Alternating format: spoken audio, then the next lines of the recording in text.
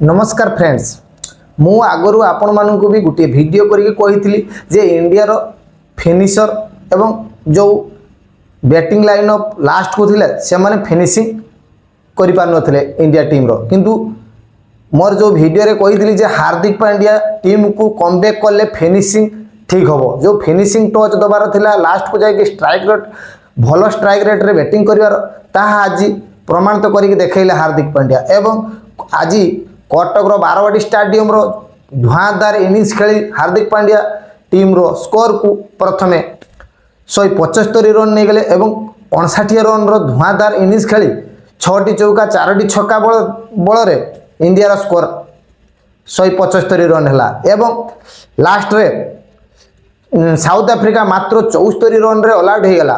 हाँ आज्ञा 12 over 3टी ball रे साउथ अफ्रीका ऑल आउट हो गला। इंडिया रो दमदार बॉलिंग जोगु साउथ अफ्रीका एकदम चित पटंग हो गला। एवं जो हार्दिक पांड्या कथा आगुरु कहूली हार्दिक पांड्या ही एवं बॉलर माने टीम इंडिया को आज फास्ट T20 मैच जितेला। रही नमस्कार।